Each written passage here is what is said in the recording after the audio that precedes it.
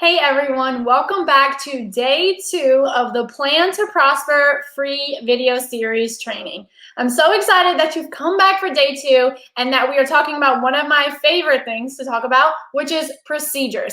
So procedures in your classroom, the absolute foundation to having a great year and to making sure your classroom management is on point. Most teachers who have their procedures down packed have a smooth sailing for the rest of the year. Okay, so I'm not going to waste any of your time. Let's go ahead and get started with our procedures part of the Plan to Prosper video series. All right, so day 2, the Plan to Prosper video series is all about those often missed procedures that will change your teacher life. There are so many things when I started teaching that I did not even realize I needed to have a procedure for. I thought it was just, second nature. The students knew exactly what to do and when to do it. And boy, was I wrong. And as you realize as your years go on, they don't know until we tell them. So today we will talk about the procedures part of the O.P.S guide of organization, procedures, and systems. And we will make sure that we become the CEO and the manager of our classroom using these procedures that are often missed by new teachers. Now, don't forget the free live webinar coming up. Make sure you sign up because the seats are limited. You want to make sure you have your spot. So go to bit.ly/ChristyDarosh-webinar1 to save your spot and be reminded of the webinar. If you cannot catch the live playing of the webinar, you will be sent a replay of it as long as you have signed up using the link below. So make sure you've signed up and you send this to as many friends as you can so that way they can attend the free live training as well. All about cultivating back to school success with our O.P.S. So let's go ahead and get started. You are in the right place if your classroom does not run as smoothly as you envision. You've seen all of those classrooms as you've gone and observed them in college, and they ran so smoothly. Why is mine not running like that? Or maybe you haven't gotten your own classroom yet, but you want to make sure that it runs as smoothly as possible. You're also in the right place if there are routines and procedures that you know need to be improved. I am just finishing up year 10. I am absolutely a procedures master, and there are still procedures that I want to improve on. I can't tell you how many times I've changed procedures in the middle of the year, in the middle of the day, and it has worked. So we're going to talk all about those procedures that are often missed and that we may need to improve or create a new procedure to replace it. You're also in the right place if you have no idea where to even begin when you're trying to think of routines and procedures that need to be implemented.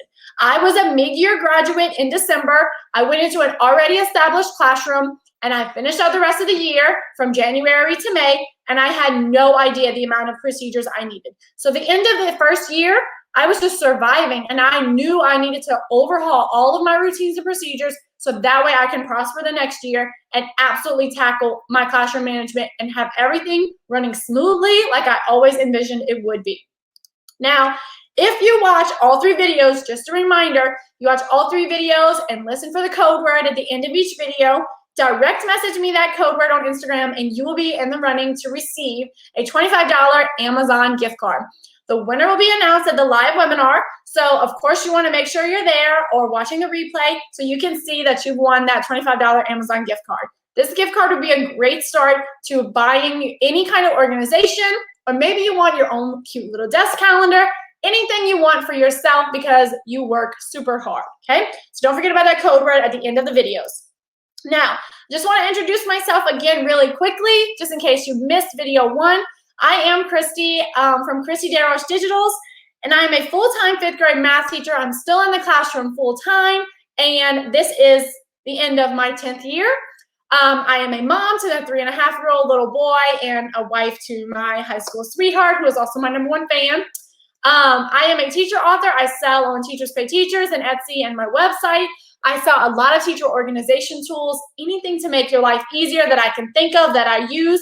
I absolutely love creating it, as well as digital planners. I'm a digital planning obsessed kind of person. I love the ease of digital access and having my things accessible.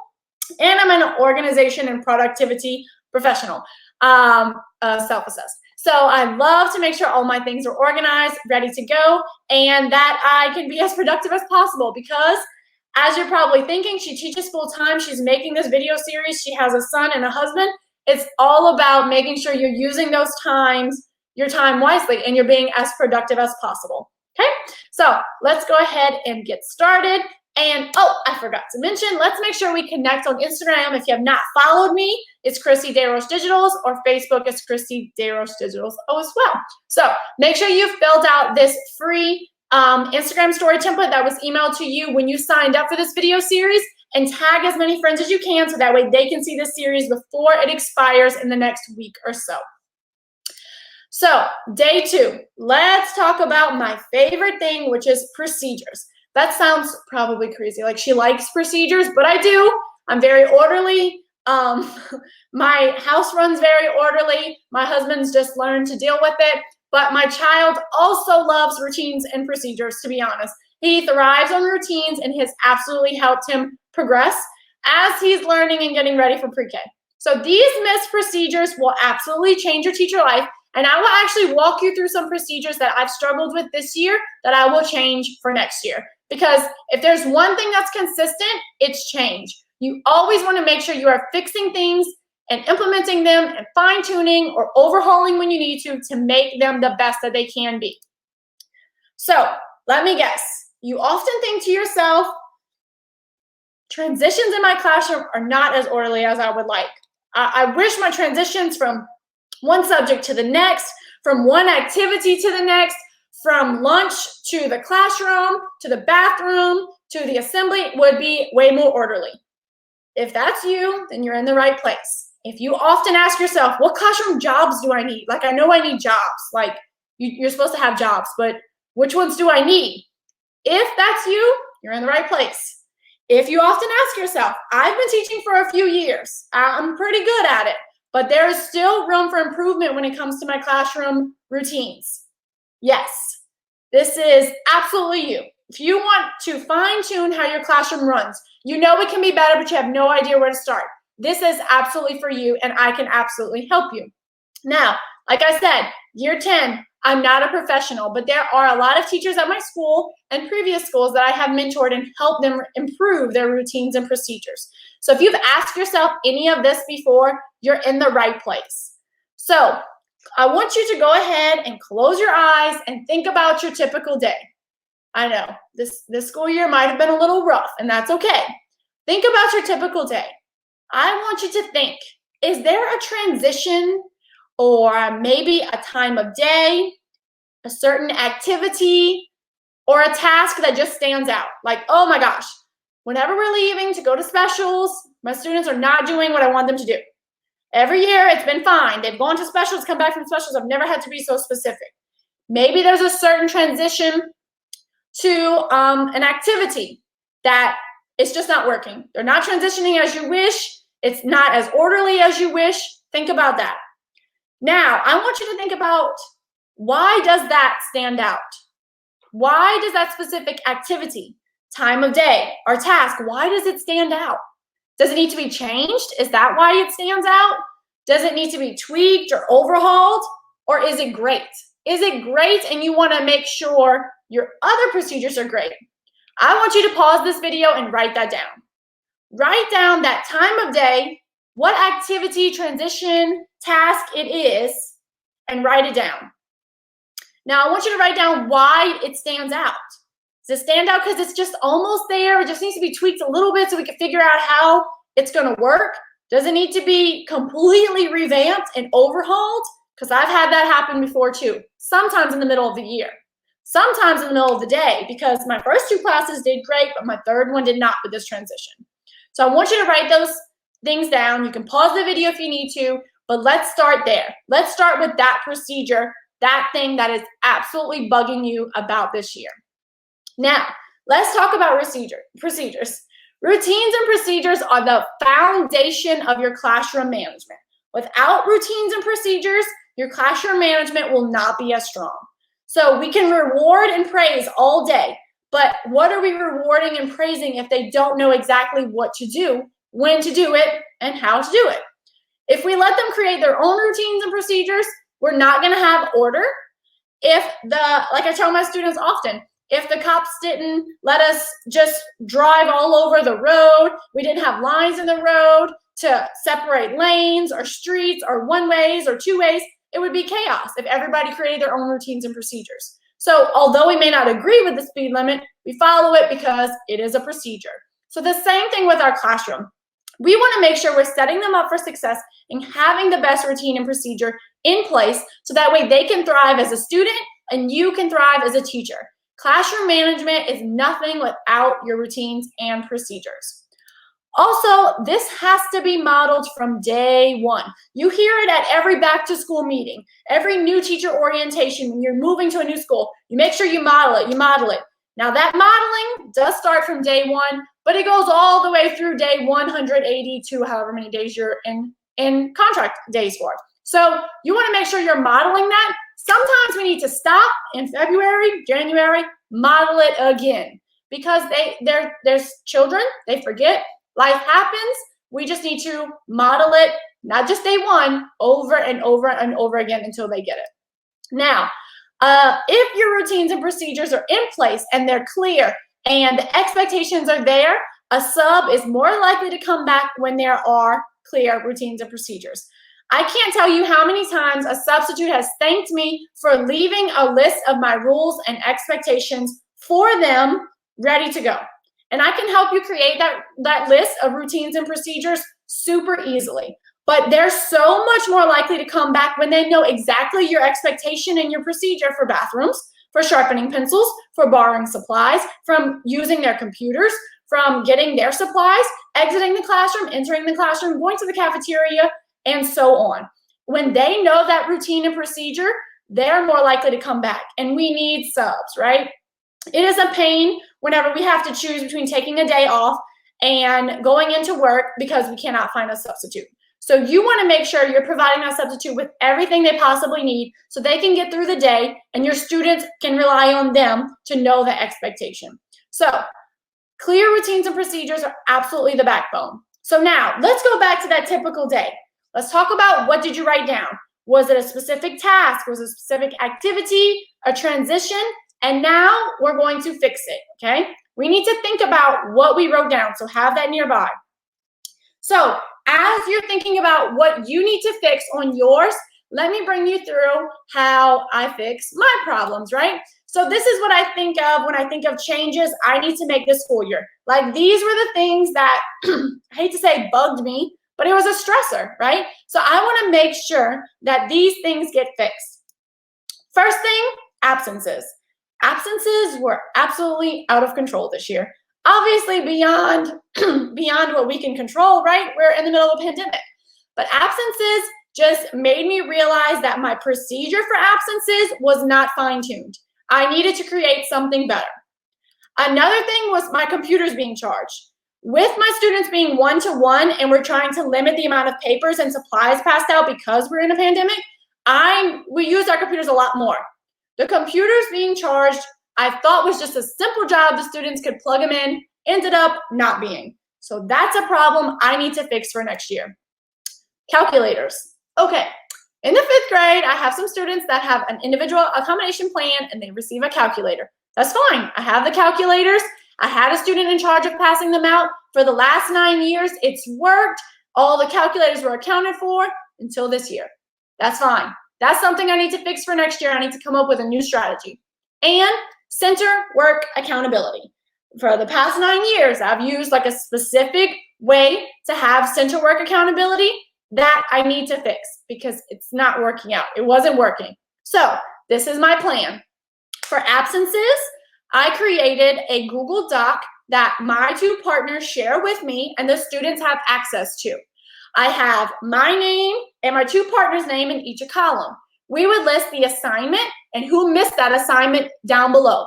The students knew to check that list every day when they were absent to figure out what they missed. If it was an assessment or something else, they knew exactly where to go. So my absences my makeup work was getting a lot better because we created that system. Now, the computers being charged, still an issue, but what I have decided is to have people in charge of plugging them in and then have my most, how do I put this, tedious student go back and check them. They're not plugging them in. They're going back and check them. Just because those students knew somebody was about to go check them, all my computers started to become charged.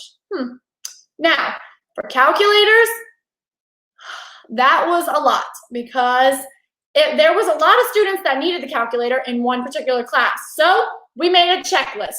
We made a checklist with all the students' names, and I laminated it. Every day that checklist was on my marker board, ready to go.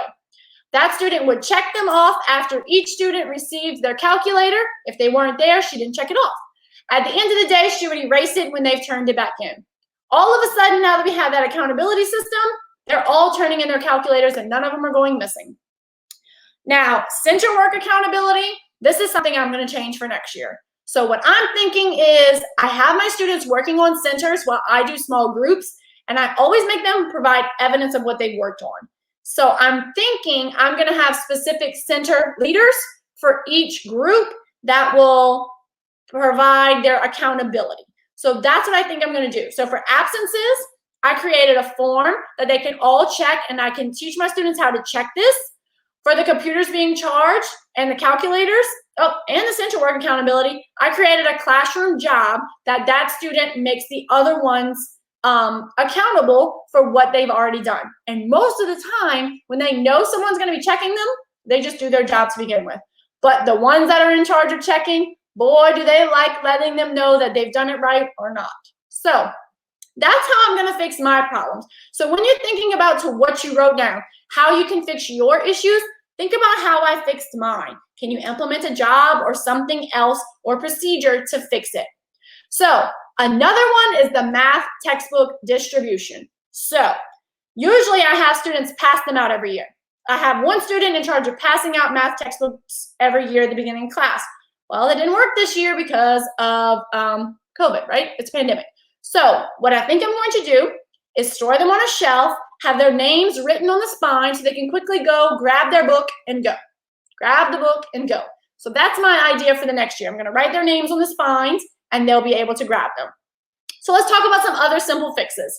If you follow me on Instagram or you've seen my blog post, you've seen my pencil policy. So this pencil policy has worked every single year except the pandemic year because they couldn't share supplies. So I'm hoping we'll be able to go back to it. But I was struggling with pencils. I've tried everything. I've tried giving all of them a pencil when they come in. They give me a pencil when they go out. I've tried signing out pencils. I've tried just having a community pencils. Nothing worked. Nothing worked until this. So basically what happens is every pouch is filled with 3 pencils and an eraser.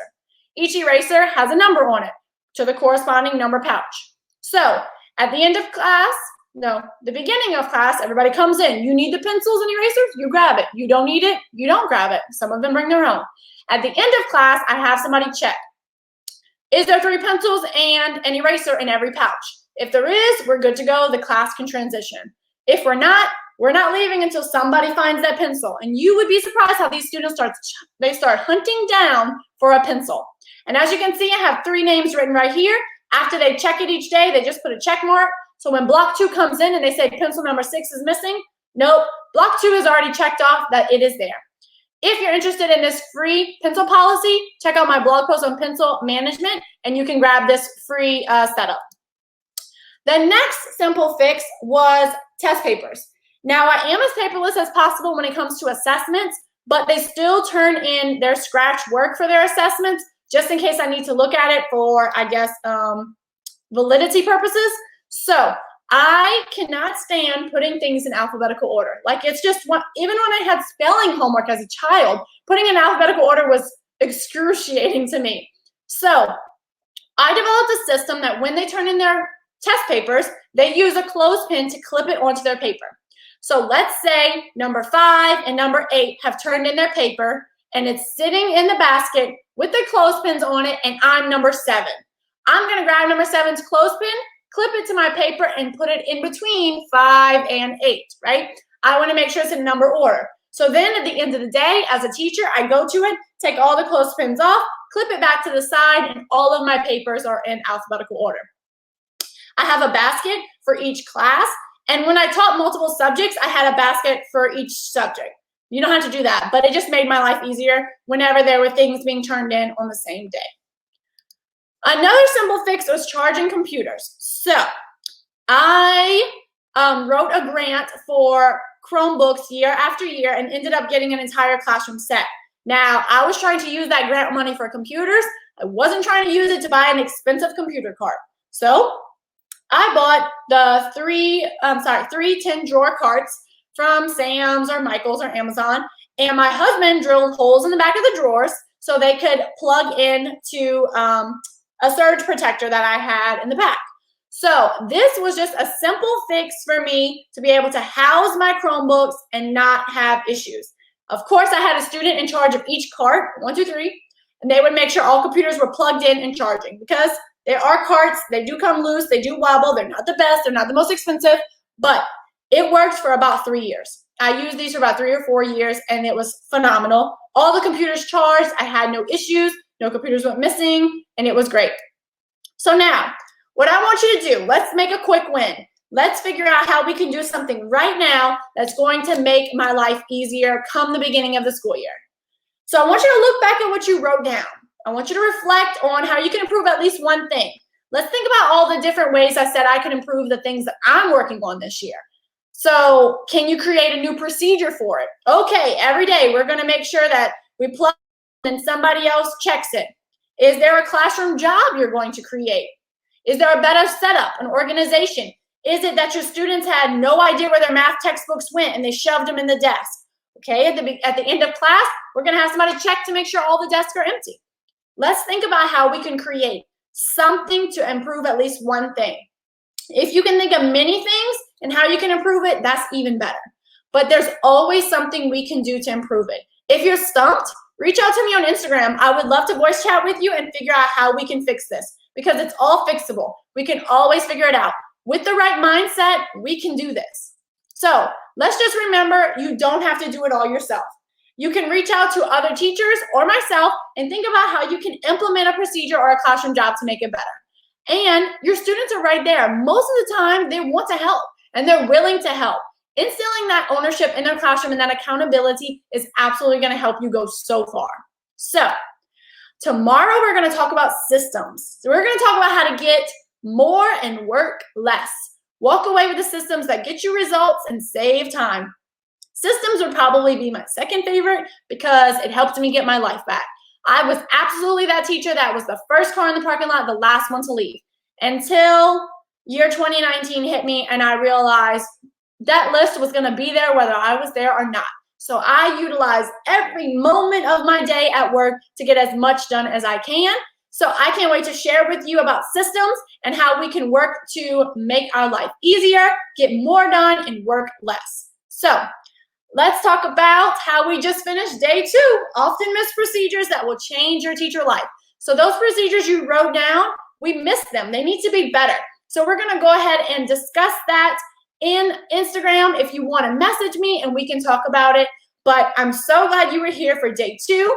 And the secret word for today is teach. Be sure to direct message me that word and you will be in the running to win a $25 Amazon gift card.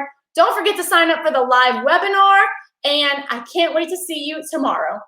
Bye.